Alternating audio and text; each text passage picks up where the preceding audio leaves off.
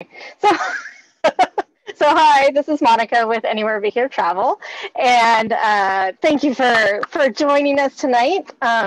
We have quite the group of people together tonight with people from all over the world. So we are Anywhere But Here Travel. We are a travel agency located in Linwood, Washington State, United States of America. We are just north of Seattle, for those of you who are not maybe familiar with this area. And myself and Tia, who is on this call, we are located here in this area. And then we have Andrea King, who is located in Las Vegas, Nevada. And we have our presenters tonight who are coming from different areas of the globe as well. We have Kara Matthew with Quirk, who is from Toronto, Canada, I believe it was said. She'll introduce herself later. And then there's Ellen, who is with Ponant, and I think she's from Portland, Oregon. So there you go. We kind of like covered the whole western part of North America, I guess, or western and eastern part of North America. So I would love for you to go ahead and use the chat feature that we have on Zoom. Please introduce yourself or tell us where you're from if you haven't done that already. There's a bunch of people who are from all different places in the world, and we would love to hear from where you are from. And there's a hint, if you do participate in our chat, you get to be eligible for our biggest offer. So I will move on. Nope, go to the next slide. There we go. So this is basically our agenda tonight. And somebody else in our team will be managing the chat, and feel free to jump in case there's any questions or whatever, but I can't see the chat while I am doing the presentation. So this is just our quick agenda for tonight. It's gonna be very quick at the very beginning to talk about Anywhere But Here Travel. Then the main part of our presentation will be about the expeditions of going to Antarctica and the Arctic. And then we're gonna wrap up the evening just to tell you a little bit more how we work. And we do have a couple of quick little offers for you. So, and for those of you who are on this live presentation, you get the biggest offer that we have for you. And so just, there you go. These are our team members. We have another Kara, not Kara from Cork. We have Kara from Anywhere But Here Travel. So she is not with us tonight on the call, but she is one of our newest agents. There's myself in the middle. Tia is the one that's standing up, and then Andrea is off to the right. So that's who we are. And this was from one of the last events that we attended together back in March. You can see that it's all decked out for St. Patrick's Day. And we're drinking beer. Anyways, and if you're not familiar with our travel agency or using a travel agent, who do we help?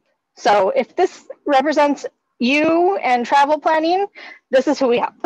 We can help you out. Some people love the travel planning, and that's awesome and great. Some people get frustrated and overwhelmed, and they don't know exactly what they want to do, where they want to go. This is where using a travel agent can really help you.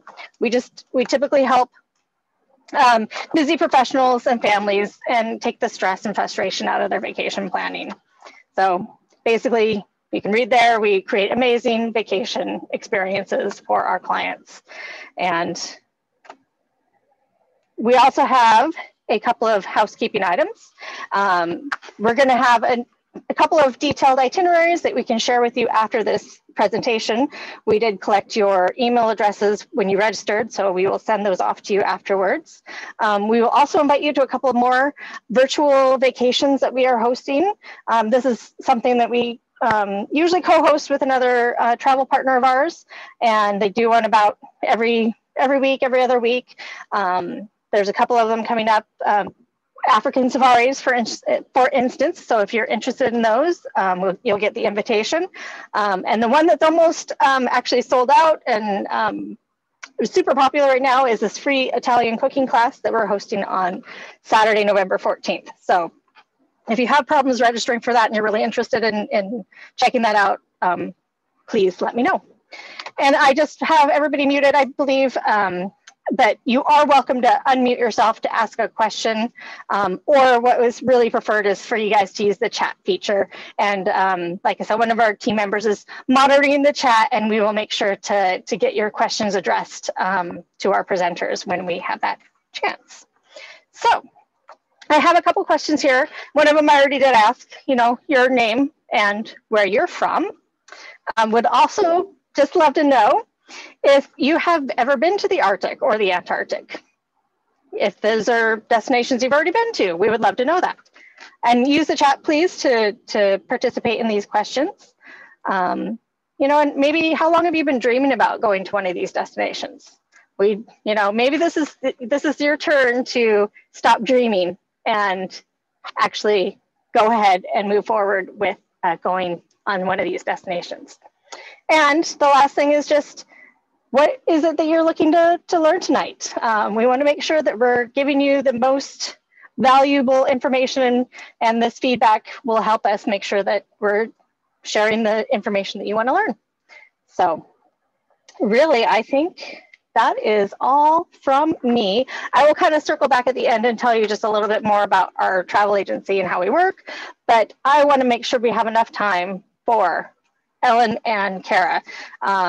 And we're going to go ahead and move on to their presentation. So I'm going to have Ellen start. She's with Ponant Cruise Lines, and I think I have to stop sharing, don't I? Or can you start sharing? Yep, I think I got it here, so I'll go ahead and do it. Thanks, Monica. Okay. Oh, whoops, there. Okay. So thank you, Ellen and Kara. Thank you. Thanks, everyone. But I guess we'll start. Kara, would you like to introduce yourself? Yeah, sure. Hi, everyone. My name is Kara Matthew, and I am a business development manager for Cork Expeditions. We are a polar travel company. We only go to the Arctic and Antarctica. We don't go anywhere else in the world. And I love how Monica was saying that that Linwood is just north of Seattle, because we're actually a Seattle-based company. So we are a US-based company, but I am in Toronto, Canada. So I'm really happy to be here with all of you and share some wonderful polar experiences that I've personally had in the Arctic as well as Antarctica. So thank you so much for having me. I've been with the company for 12 years, and I absolutely have polar fever. I love where we go and what we do. So I'm excited to be here with all of you today. And before I talk about the Arctic, we'll have Ellen introduce herself and talk about Antarctica first, the bottom of the world. Great. Thank you, Kara. Thanks, Monica, Tia, and Andrea, for the opportunity to talk with everyone today. So my name's Ellen McIlvaine. I'm the Director of Business Development in the Northwest US for Ponant Yacht Cruises and Expeditions. And similar to Kara, I've been in the expedition cruise business for quite a while. I've been with Ponant for 3 years, but before that, worked on small expedition ships for about 5 years. I've had the pleasure of going to Antarctica twice. I've been to the Arctic as well. And similar to Kara, I love it when we get to partner on educating people about these destinations, because it is somewhere that when you go, you just want to go back and back. It's just absolutely fantastic. So I'll just jump right in. So we're going to I'll talk a little bit about Antarctica. Kara will talk about the Arctic, and then we'll kind of give you a taste of what both of our companies offer and why we might be different. So Antarctica, it's really regarded as the last great wilderness on our planet. And it's absolutely pristine. There are wildlife and landscapes that show little to no human activity or no evidence of humans. It's like going to another planet. It absolutely is. And part of the reason that it is still so pristine is the Antarctic Treaty, which was signed on December 1st in 1959 in Washington, D.C. And that designates the entire continent as a nature reserve. And even the wording is devoted to peace and science.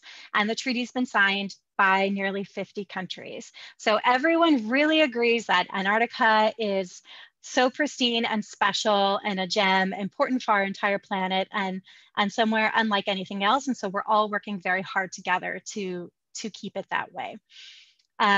Antarctica is a continent, and it's massive. So it's about 14.2 million square kilometers. So that's twice the size of Australia, a little more than half the size of Africa. So it's really, really big. And people often will ask me when I say, like, if they say, what's your favorite place you've been? And as I mentioned, I worked on small expedition ships for years and had the pleasure of working on all 7 continents and more than 70 countries. And like easily my instant reaction is, what's the coolest trip you've ever done? Is Antarctica. It's so unbelievable. And it's kind of hard to get a grasp of what it is we're going to see. It just sounds, you think, okay, you're just going to see like a bunch of stark white snow. But really when we go to Antarctica, we focus on that peninsula that juts out there from what looks like the top here in this picture. And it's only about 1,000 kilometers from the tip of South America. So how do we get there? There are a number of different routes and itineraries that you'll see if you start really seriously looking at a expedition cruise to Antarctica. Most of them will go through Ushuaia, Argentina. So your Anywhere But Here travel agent will help you get to Buenos Aires. And from there, you'll likely fly to Ushuaia or sometimes Santiago. Sometimes you'll start in Montevideo. And it's about a 3.5-hour flight from Buenos Aires. The most popular Antarctic itinerary, and I just did this one myself in February, is 10 nights off of into the peninsula. So just from South America down to the Antarctic Peninsula. But there are also other fantastic itineraries. If you have the time, I really recommend you check out South Georgia. A lot of those itineraries will swing by the Falkland Islands, South Georgia, and then go visit the South Orkney Islands. Now, whether if you go with an expedition company to Antarctica, even if maybe the South Orkney Islands or some of these other islands aren't on your itinerary, the joy of an expedition is that if there's time to swing by and make a landing and see somewhere extra, an expedition cruise can do that. We have a lot of flexibility in that. And I will also mention that both Ponant as well as Quark, the company that Kara works for, are members of the International Association of Antarctic Tour Operators. So it's a really fantastic organization. It's all of these different tour operators, industry leaders who said, hey, we're going here, it's so special. We need to make sure that we're very, very careful. And so that's really what comes up with the guidelines for sustainability, safety, and wildlife preservation that everyone abides to very carefully when you do visit Antarctica. So I'll show you some photos, hopefully get you a little bit excited about, again, maybe why would I go to Antarctica? I mean, I guess now there are more documentaries like Wild Earth or Planet Earth, and you kind of get a taste of just the power of nature there, but it is absolutely phenomenal. Penguins are a huge thing. Everybody thinks Antarctica, penguins, I gotta see them. You really do want to see them. They're so cute. They're so fun to watch. These photos here, you'll see the king penguins. Those are very common to see in South Georgia.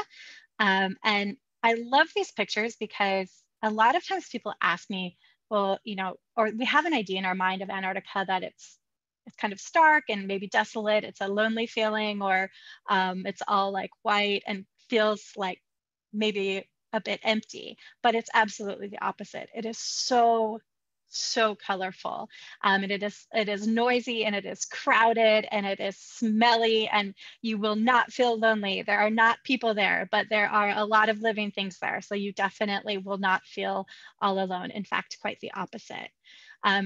This is a picture of a king penguin colony in South Georgia. So you will get a photo like this if you go to South Georgia. It's crazy. And you can imagine the sound, and you can imagine the smell too, of taking a Zodiac to a beach where this colony is not far away, and you can just start to hear the sound of the penguins. And so in South Georgia, where these king penguins are, there are colonies that have over 100,000 individual birds. And the brown groups of birds in this photo, and you'll get this photo where like your lens can't even, you can zoom out, wide angle, fisheye as much as you can. You're not going to be able to fit the whole thing in your camera. And the brown ones are the babies. So the families will put all of the juveniles. They call them oakum boys. They look like they're covered in like little brown fuzzy. They're so cute.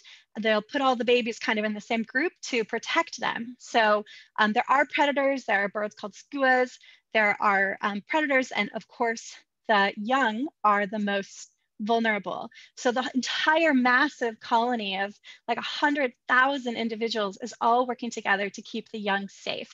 So they'll take turns like kind of protecting them, put all the babies in a circle or in this lump. And it's amazing because you can imagine penguins, they're in mates, they're couples, they'll take turns going out to fish and to feed the young.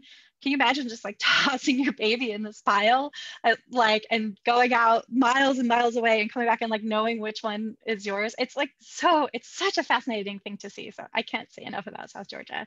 It is, nobody ever goes to Antarctica and then is like, geez, what a waste of time. Everybody always is just floored with the beauty, and just how the profound sense of nature there.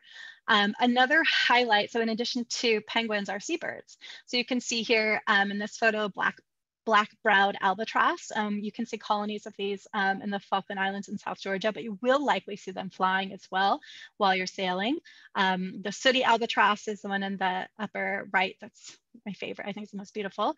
Just also in the lower right, you can see the blue-eyed shag, or it's also called the imperial cormorant. So you see a lot of seabirds, and they're absolutely beautiful. They're massive. The albatross look like airplanes, and they're just following the ship, and you're really up close with wildlife. If you're a birder and you haven't been to Antarctica, what are you waiting for? You gotta go. If you're not a birder and you go to Antarctica, you will become one. So that is my warning to you. I came back, was like, I need better binoculars and a bird book and a list, and I've gone full bird nerd, but it's just such a joy. Mammals, of course, in Antarctica, there are also a lot of mammals, seals predominantly. Well, I guess just seals, well, other than marine mammals. So a lot of different kinds of seals, and you absolutely will see them. You'll see them on the zodiacs, you'll see them as you go ashore. And with the expedition cruising, you'll go ashore twice a day typically, or at least be in a zodiac for a zodiac cruise and maybe a landing. So you'll get off the ship at least twice a day, if not more. And you see these animals again up so close. I'll talk a little bit more about the best time to go, but the seals really have quite an interesting story over the Antarctic season. If you go a little earlier in the year, they're mating, you really see like a lot of interesting behaviors. You go in the middle of the season, which would be December, January, you can see all the little babies. They look like puppies. And then as you go later, you begin to see them getting like bigger, and it's just absolutely fascinating.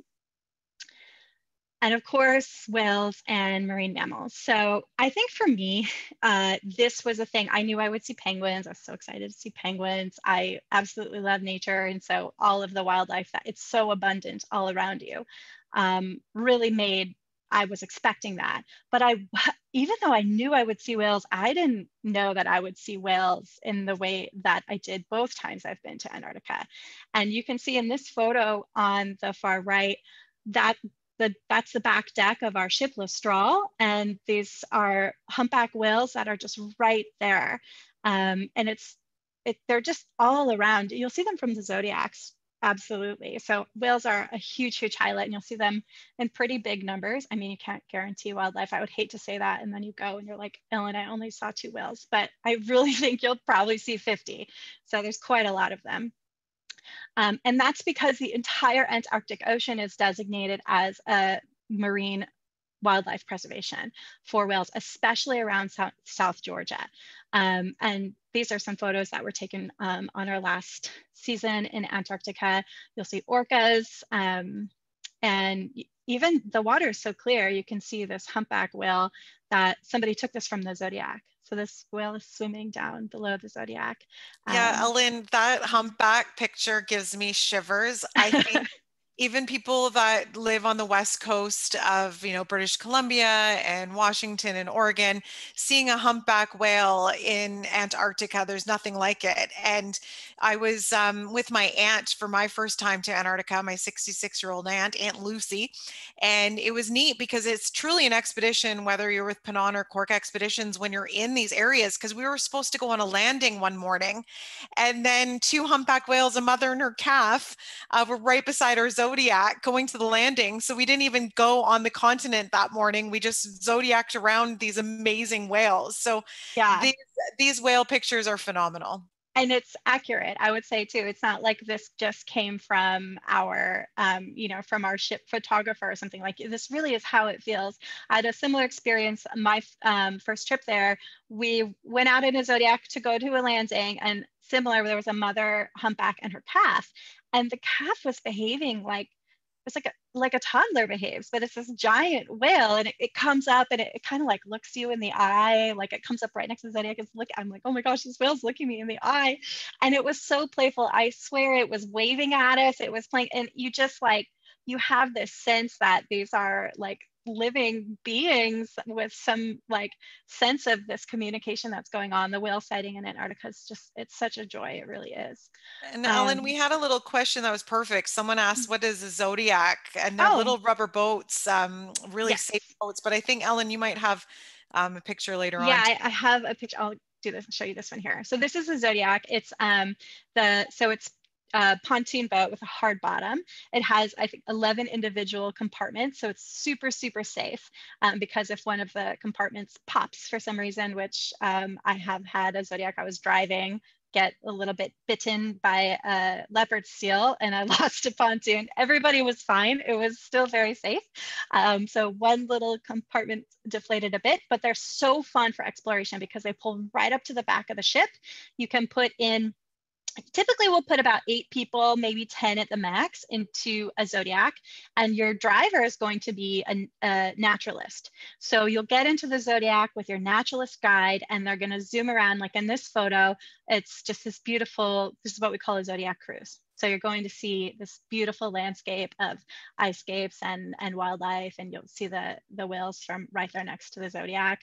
This was the slide before. I wanted to show some photos of what the ice scapes look like, because again, people often think like Antarctica or the Arctic North, it's so stark and cold. And really, when we go to these regions, whether you're going to Antarctica, we go in the Antarctic summer, which is in January, or like November through March, really, or you go to the Arctic, and same as our North American summer. It's like the warmest time. So there will be days in Antarctica that are probably warmer than where it is in some places in North America the same day during the winter. So it is absolutely just quite colorful. History is another highlight. This is a picture of Grytviken. So it's a old historic whaling station, was a whaling station. South Georgia. We make landings here when we do go to South Georgia.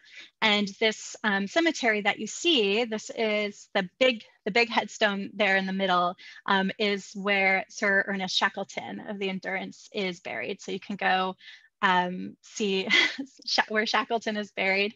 I think most expedition companies bring a bottle of whiskey, and everybody has a toast to Shackleton around his grave.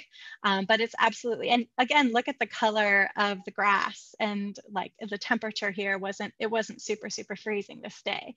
So this is in the subantarctic island of South Georgia. So we talked about the Zodiacs, and really adventure activities and the educational component of having those naturalists with you. That's the difference between going on a cruise and going on an expedition. And really the best benefit of an expedition, I think, is that you get off the ship, and you're going to be off the ship at least twice a day. The crossing, you may have a sea day to get where you're going, but once you're in the area you're exploring, you're going to be off the ship twice a day, often 3 times. And you'll have naturalists and lecturers who are educating you while you're throughout the voyage, but they're your Zodiac drivers. They're also on shore. They're interpreting, teaching you about marine biology, geology, ornithology. You will all become birders. And then every evening we do recaps and briefings. So we'll join as a group, see what we all saw that day, and then it's really fun, and then kind of get a taste of what's coming up for us the next day. And then those adventure options, Ponant and Cork both offer kayaking. Cork has even more adventure options, which Kara will tell you about. But here you can see these Zodiac cruises. And of course, hiking, nature walks, and really they are offered for a variety of abilities. This photo I took with my phone in February. So again, this is what you'll really see. So I want to wrap up about Antarctica because we have so much to cover, but I hope that gave you a taste of some of the things that you can enjoy and the reasons that you would want to go. It really is a trip that, again, nobody ever goes to this destination and says like, what a waste of time. It really will leave an impression. It may change your life. It may change the way that you think about travel. I know it did for me. This photo is from one of my favorite memories in Antarctica, which similar as what Kara and I both were saying of being on a Zodiac and having these minke whales right here next to us. And they just come up, they're such gentle giants and they just come right up next to you. And I'm telling you, you hear the sound of the blowhole, but you also like smell like the breath of the whale. They're huge and they're right there with you. It's such an experience. It's such a tangible travel experience that's so different than, you know, going somewhere and, oh yes, I saw this site. Antarctica is not something you see, it's something you experience. And again, it's a difference with an expedition. I promise you, it will not smell the same from your balcony. It will not sound the same from your balcony. It will not look the same from your balcony. If you take a cruise and you zoom by Antarctica and well, it's Antarctica. Yay, I've seen it. Don't go so close and not experience it. This is another photo I took from my trip in February. Again, just showing you what a bright sunny day it was.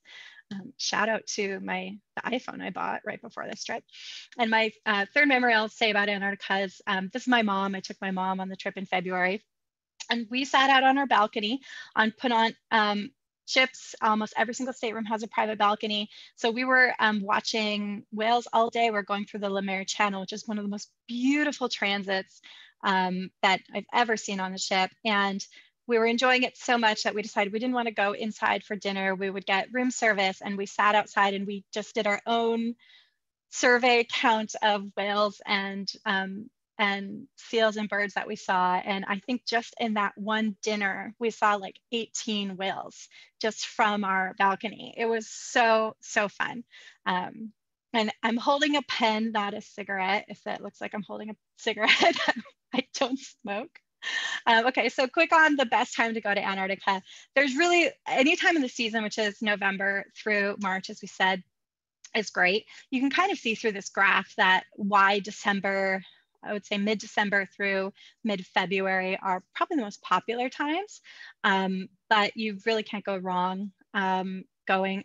You're gonna see the later in the season, you'll see more whales.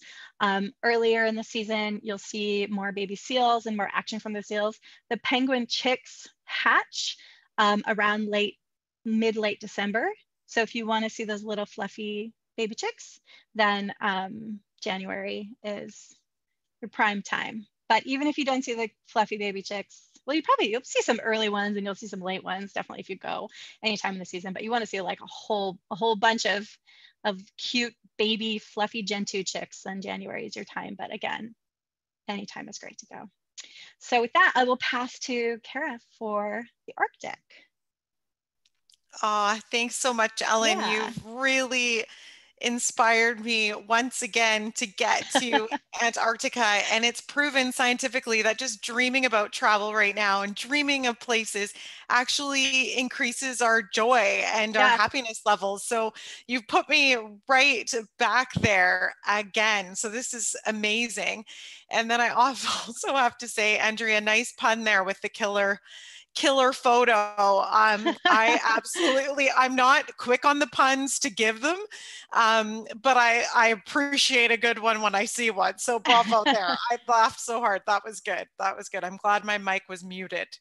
But now that Ellen took us to the bottom of the world with Antarctica, which is really the landmass surrounded by water, as you were seeing Ellen's magnificent maps. And so now I want to bring all of you to the top of the world, to the Arctic.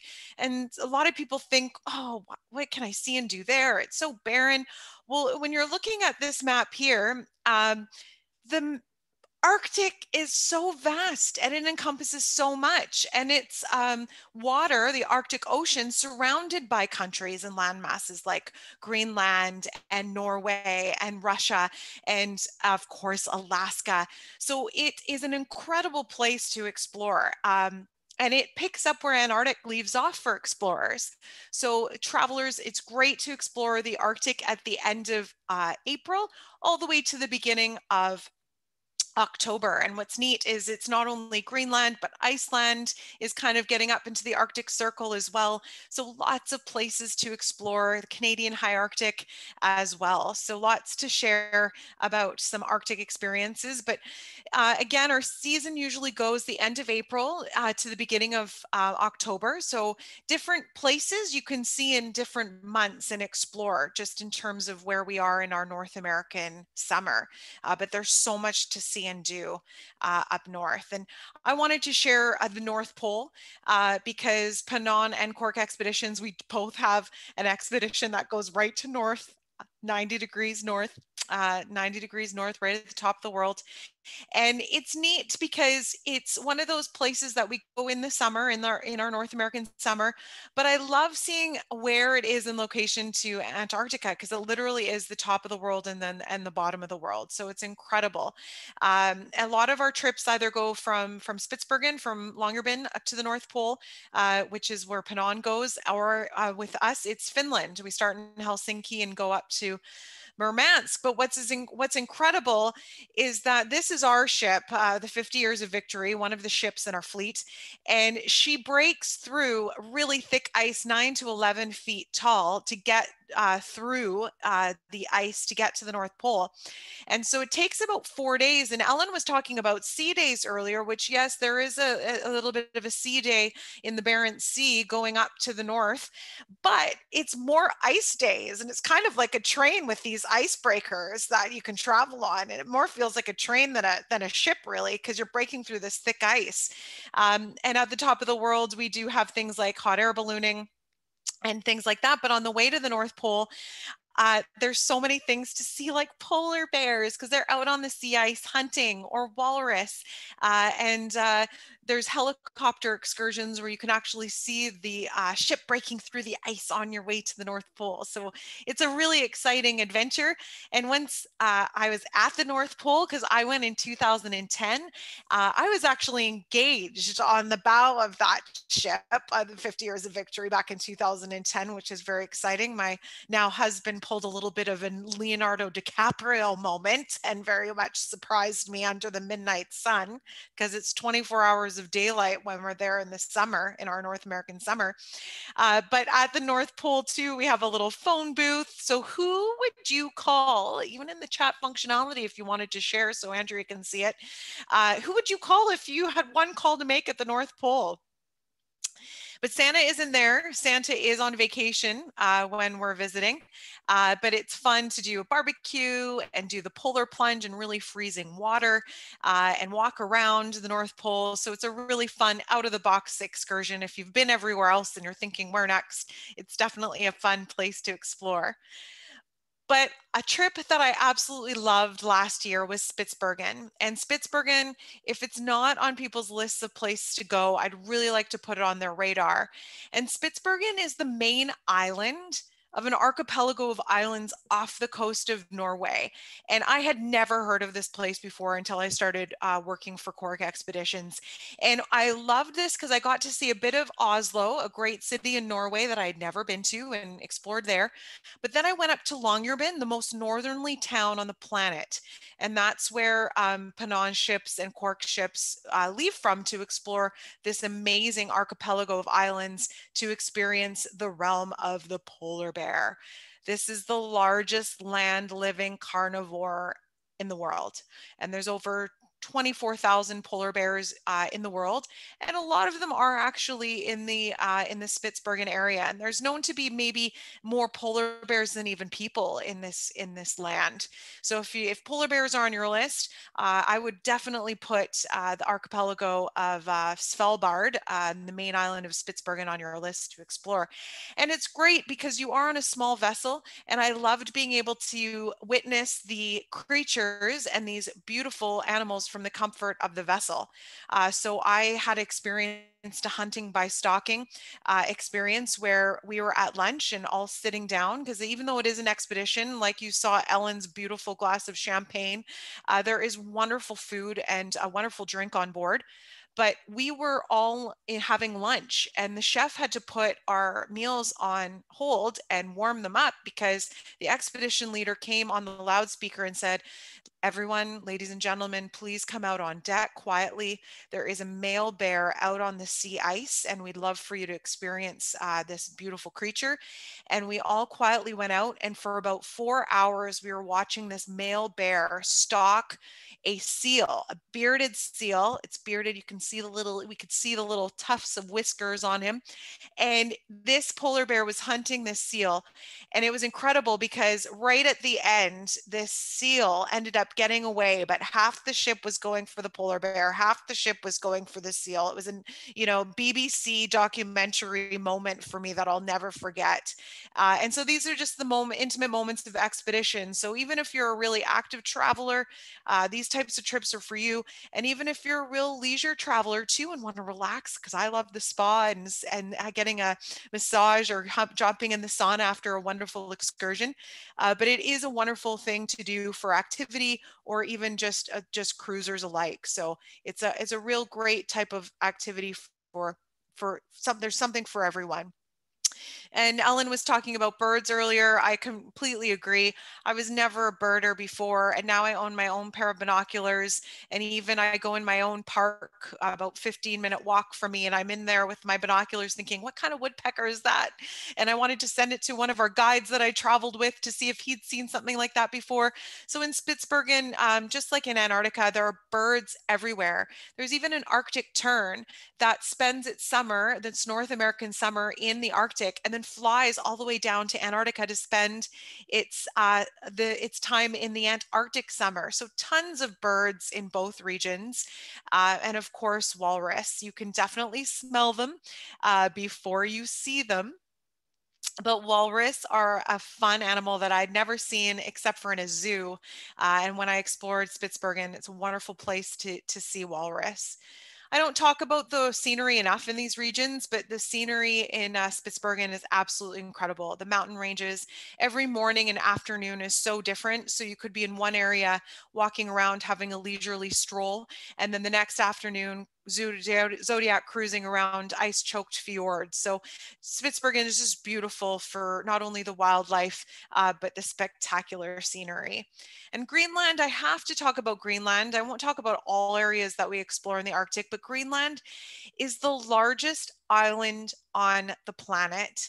And I went in 2016 to the east portion, to Scoresby Sund Fjord. It's one of the longest fjords in the world. And I loved exploring that area. But now guess what? I have to go back because I got to go to the west now. I can't wait to go back because it's so different, east, west, south, and north of this majestic island.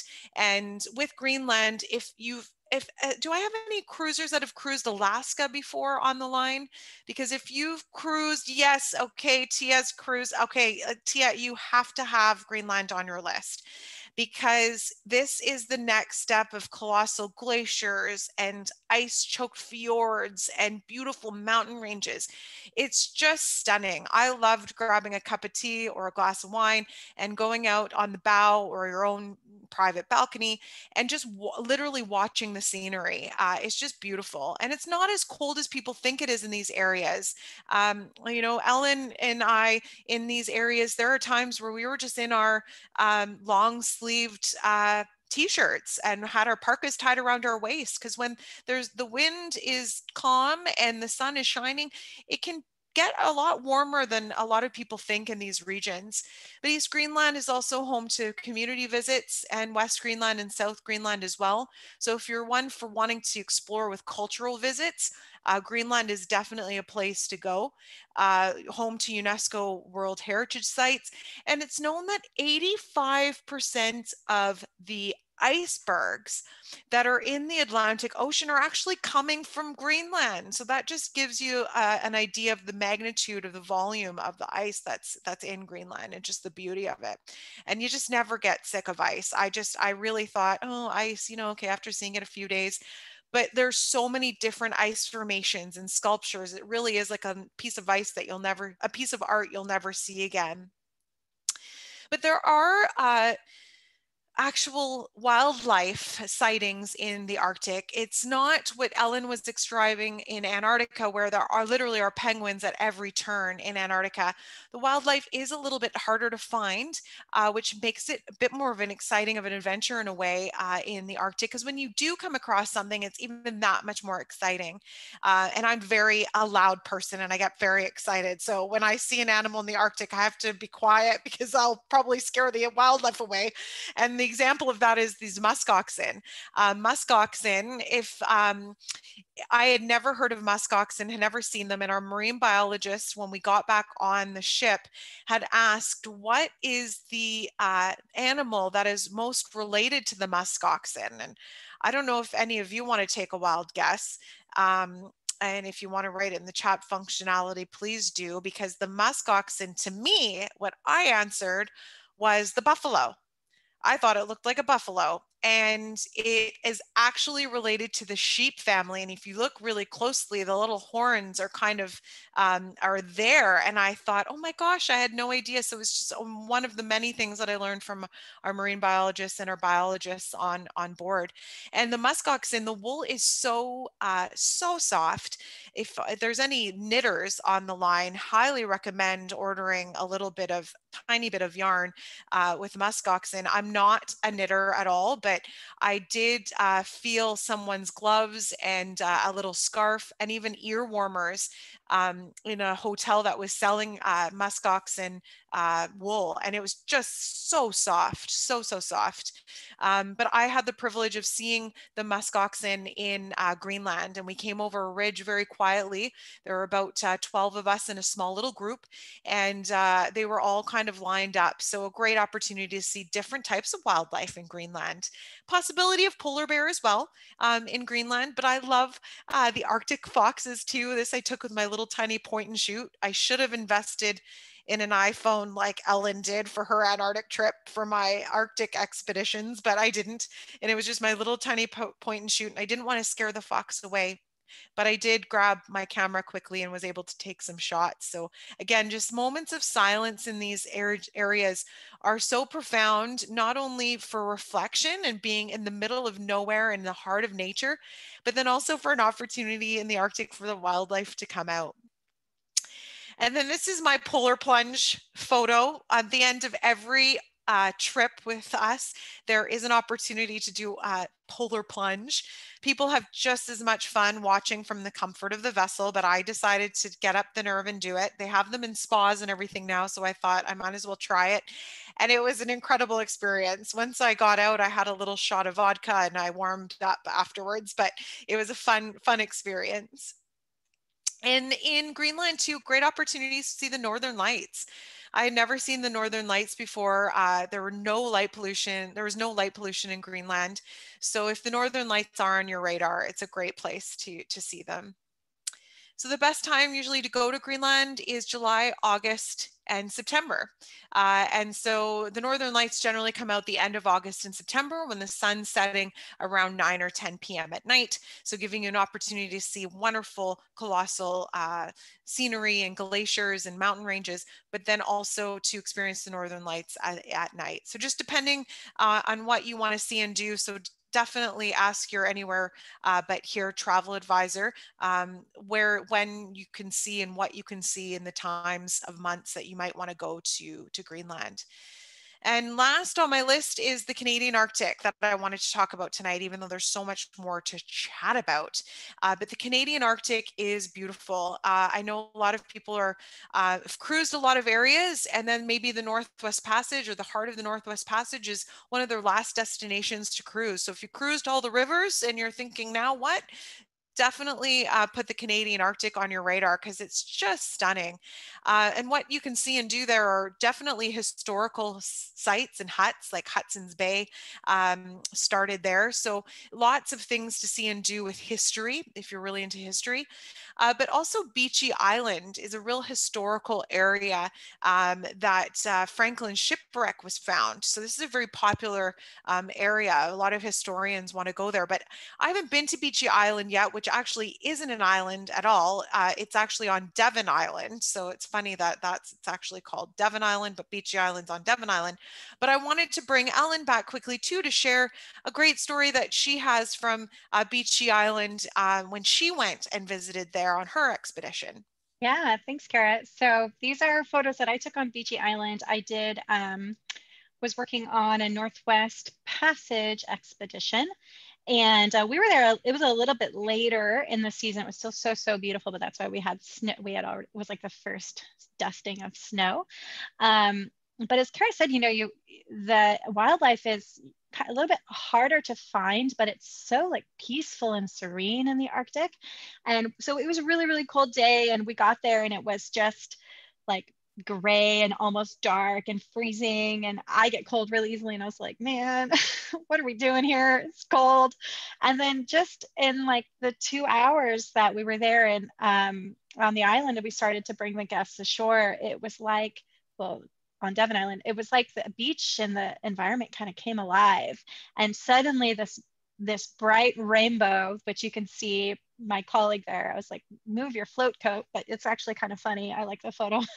That's this rainbow came out, and then I stepped on something a little bit crunchy, and I reached down and picked it up, and it was what you see in that photo there. It's actually a seal skull, like a bone of a seal skull, a piece of a seal skull, and this beautiful little moss garden inside. So like there's life around all of these nooks and crannies in the Arctic, and if you're just still for a moment, it kind of comes to you. And it was such a beautiful day.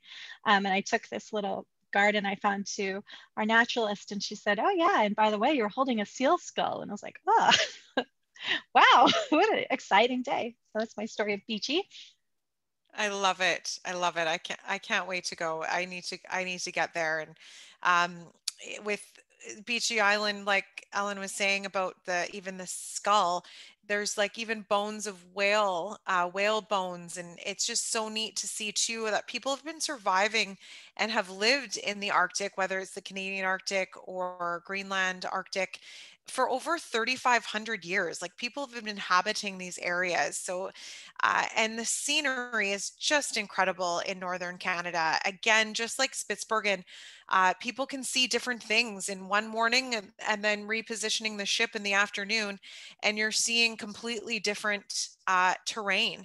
And it's neat to see this picture because I love how in Samford Fjord, this picture of the ship. So our little vessels, very small ships, and small little ships are great for expedition travel because you can get off the ship as much as possible rather than some of the big ships that are 1,000 passengers and 500 passengers. That's why some of these little expedition ships are so great to maneuver around, but that's just to give you to scale the size of the ship comparing to the region. And also Canadian cultural visits, so going to the community visits in the Indigenous communities, and also wildlife, so beluga whales and lots of different types of potential blue whales and potential of narwhals and bowheads, but also be on the lookout for the polar bear too. Lots of polar bears in the Canadian Arctic as well. And walrus are potential, but I love this Arctic hare. I saw an Arctic hare in Greenland, but they are in our Canadian Arctic, as well as muskoxen and Arctic fox too. And so the best time to go to the Canadian Arctic is August and September, when the ice is broken up enough in our northern summer. And what's great is that a lot of these departures depart from Toronto. I mean, Ellen, are you Toronto as well for? We have a number of different ports, but we also have some from Reykjavik, Iceland, that do Iceland over into That's great. Canada as well. And so just wherever you're coming from around the world, these are very accessible points to explore the Canadian Arctic. So I'll pass it back right now, actually, back to Monica for a bit, or Ellen too, to talk about a little bit about each of our companies and what we offer. Yes. Oh, thank you guys so much. That was super awesome. Oh my God, that little bunny photo. I wanted to just die. But yeah, I know I didn't explain this very well at the beginning, but we do have, you know, these two wonderful ladies from two separate companies that offer expeditions to both of these locations in the world. I would love to hear just like a little snippet about who goes on Ponant. Let's start with Ponant since that's up on my screen right now. Just to tell us just a little brief thing about you. Yeah, absolutely. Thanks, Monica. So yeah, I'll just share probably quick 3 minutes. Oh, we're running out of time. I'll try and make it even faster. That's okay. So yeah, Ponant, we're celebrating over 30 years in business. We're a French company and our guests come from all over the world. Our #1 market is North America. So the majority of our guests are coming from the US and Canada, but we do have a very international crowd on board, and we go to all 7 continents, over 400 cruises, 450 ports of call. Our ships are quite small. We are very proud of our sustainability practices. Earlier, or in October, we were named the most environmentally friendly cruise line. And we also have recently joined Green Marine as the only cruise operator in North America that's like the most prestigious, I guess, or you have to do the certification program to prove that you're very environmentally sound to join the North American Green Marine certification. And so a few things that we do: our entire fleet is certified clean. As a company, we offset carbon 150%. We have dynamic positioning, which means that we don't drop anchor. So you think about all of the ships all over the world dropping all of their anchors, what we're doing to the ocean floor. So that's a big, important thing. We could go on and on about the different protocols that we have, but a really important one is the wastewater. Well, they're all important, but the wastewater that comes off all of the Ponant vessels is drinkable by the time it goes back into the ocean. So for all of us, you know, exploring these pristine areas, you can feel really good knowing that by choosing to go on a small ship expedition style cruise, you are also choosing to visit such a majestic and beautiful place in the most responsible way.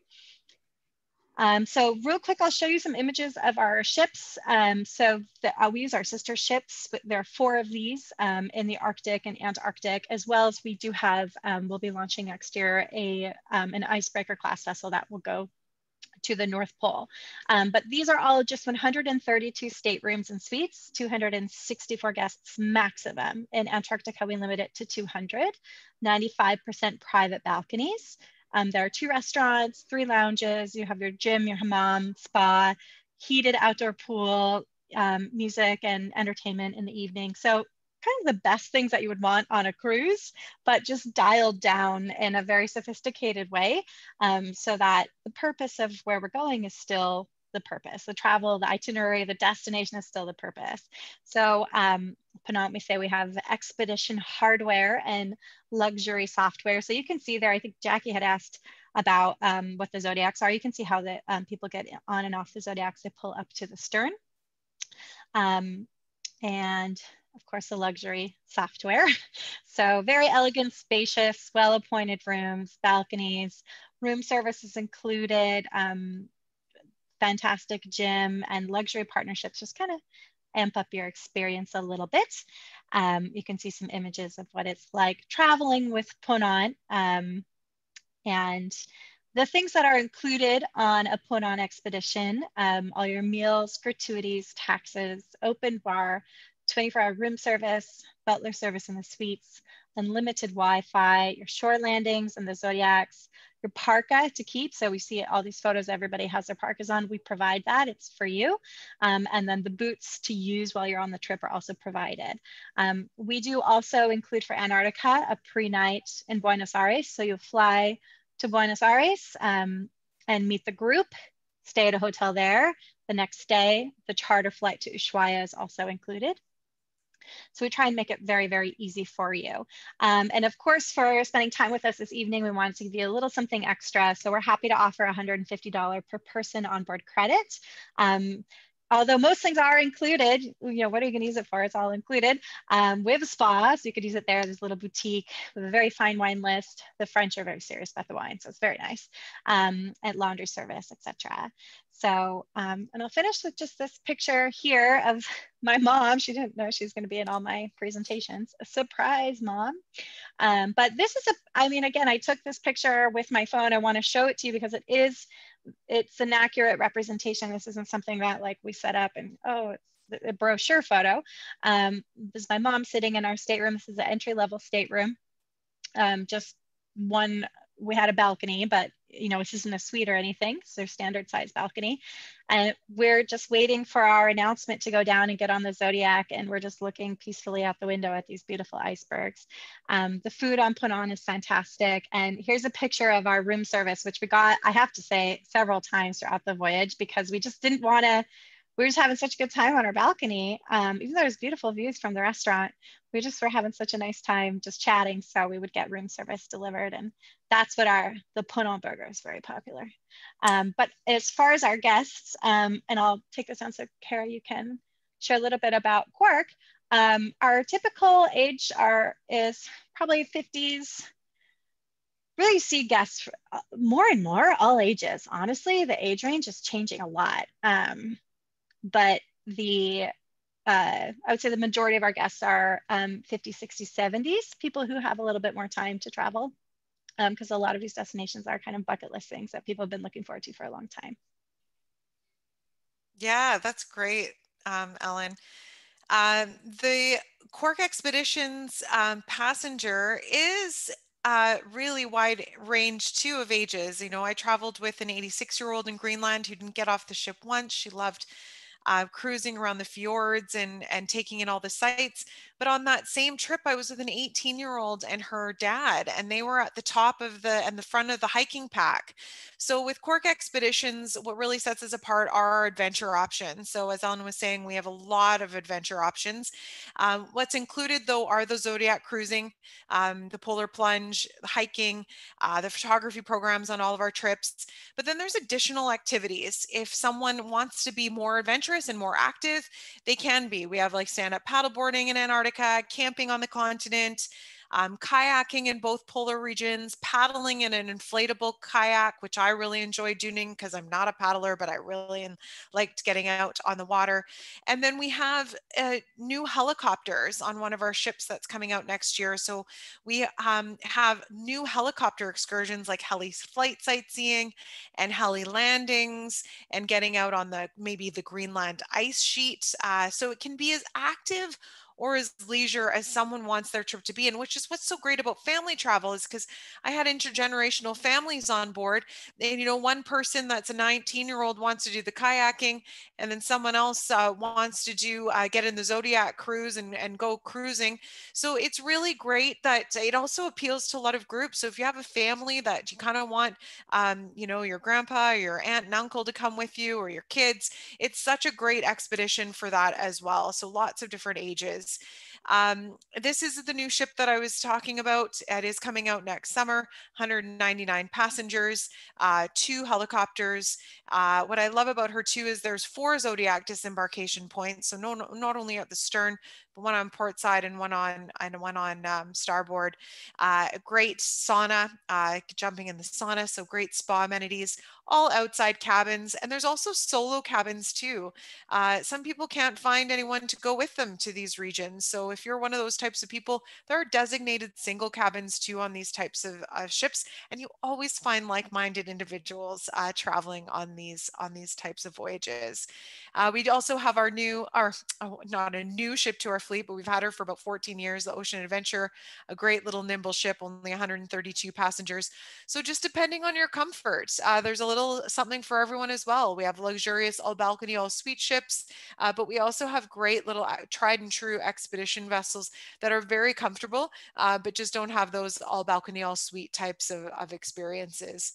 Our food on board is incredible. We have a fantastic expedition team, ranging from ornithologists and glaciologists, geologists, but they're also sitting with you during dinners and lunches, which I love. I love hearing their stories about maybe research that they've done. Or I had Michael Hambury, who won 2 polar medals from the Queen of England on one of my trips, and I loved hearing his stories that he had one of his medals given to him at Buckingham Palace. Then the next time the Queen was so nice and gave it to him at Windsor Castle. So it's fun hearing stories about our expedition team on board too. We've got great libraries, great lounges, and we even have wonderful areas to explore on deck. So I love that the expedition team comes around on deck and shares with you maybe what you're seeing, that you may have a question, and they're always on hand, whether it's on deck or off the ship.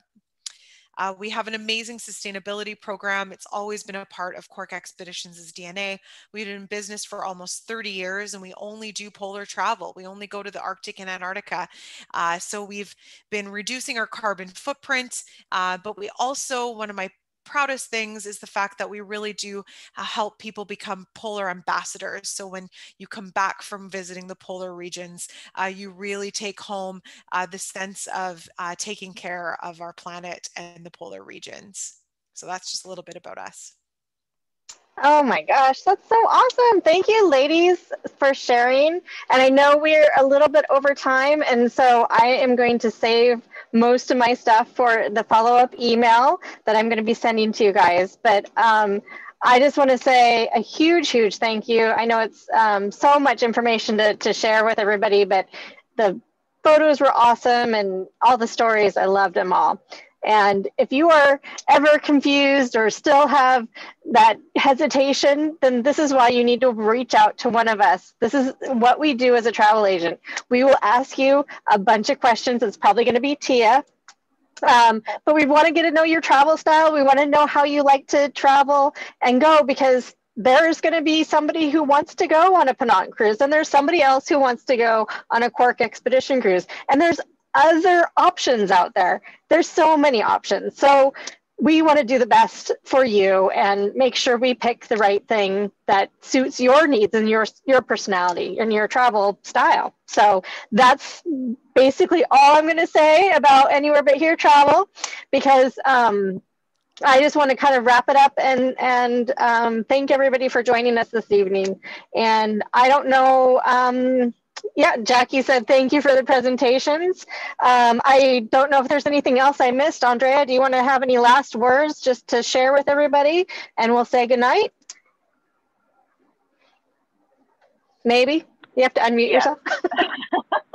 I do have one quick question that came up.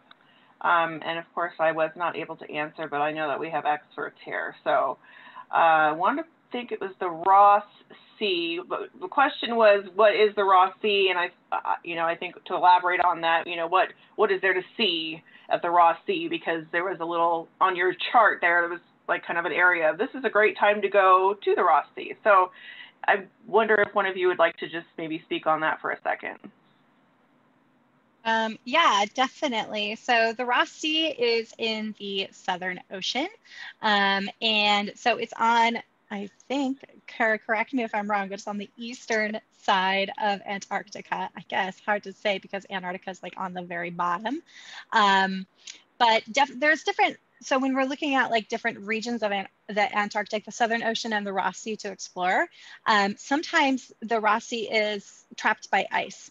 So there's a lot of sea ice around both the Arctic North, which both Cork and Penant have icebreakers that will go through that. But in the Southern Ocean, there are certain times of year that you can navigate into the Ross Sea because of that. So that is what it was referring to.